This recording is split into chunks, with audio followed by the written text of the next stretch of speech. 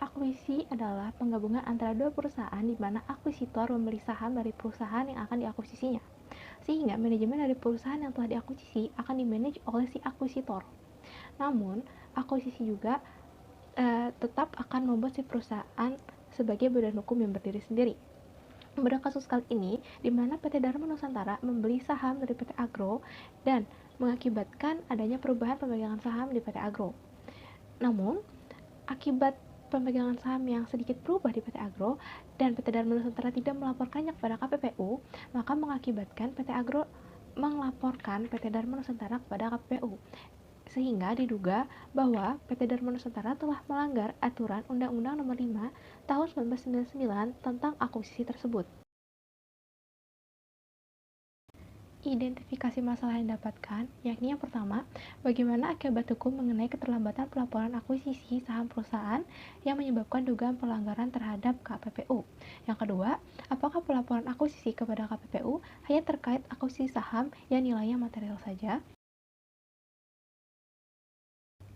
Terkait dengan keterlambatan PT Dharma Nusantara dalam melaporkan pengambil alihan saham pada PT Agro Pratama kepada KPPU, sehingga PT Dharma Nusantara diduga telah melanggar Pasal 29 Undang-Undang Nomor 5 Tahun 1999 Junto Pasal 5 Peraturan Pemerintah Nomor 57 Tahun 2010.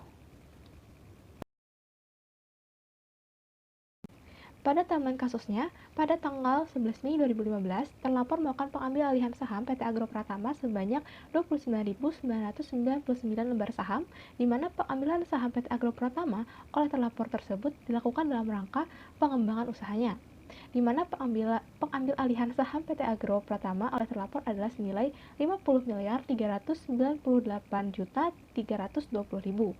Sehingga akibat dari pengambil alihan saham tersebut pada tanggal 11 Mei 2015 telah mengakibatkan terjadinya perubahan pengendali PT Agro Pratama sehingga wajib diberitahukan kepada KPPU, di mana penyampaian tersebut seharusnya dilakukan pada tanggal 8 Juli 2015. Namun, terlapor baru menyampaikan pemberitahuan kepada KPPU pada tanggal 31 Oktober 2019, sehingga terlapor telah terlambat 1052 hari.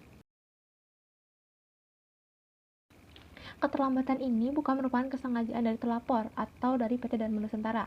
Hal ini dikarenakan PT Dharma Nusantara selalu berpedoman pada asas Good Corporate Governance, termasuk diantaranya ketentuan Undang-Undang Nomor 5 Tahun 1999 dan PP Nomor 57 Tahun 2010, serta ketentuan-ketentuan otoritas pasar modal seperti Peraturan Otoritas Jasa Keuangan atau OJK dan Peraturan Bursa Efek Indonesia menyangkut transaksi material dan kewajiban penyampaian informasi kepada publik. Hal ini dikarenakan adanya kesalahpahaman atau pemahaman persepsi dari terlapor, yakni bahwa nilai transaksi pengambil alihan saham PT Agro Pratama yang hanya sebesar 50.398.320.000, di mana sangat jauh dari nilai material karena di bawah 20% dari nilai ekuitas terlapor, dan karenanya transaksi tersebut tidak dilaporkan kepada OJK. Dan ada fakta yang menunjukkan bahwa terlapor untuk nilai transaksi pengambil alihan saham yang nilainya material telah melakukan kewajibannya untuk melakukan pelaporan kepada KPPU. Sedangkan untuk nilai transaksi pengambilan saham yang tidak material, terlapor tidak melaporkannya kepada KPPU. Berdasarkan fakta-fakta yang telah diungkapkan, terlihat jelas bahwa tidak adanya unsur kesengajaan dari pihak terlapor atau PT Dharma Nusantara untuk tidak melaporkannya kepada KPPU terhadap transaksi pengambil alihan saham pada PT Agro Pratama. Kasus ini terjadi hanya karena kekurangan paham terlapor atas ketentuan tentang penyampaian pemberitahuan tersebut, di mana dinilai transaksi yang tidak material merupakan faktor terbesarnya.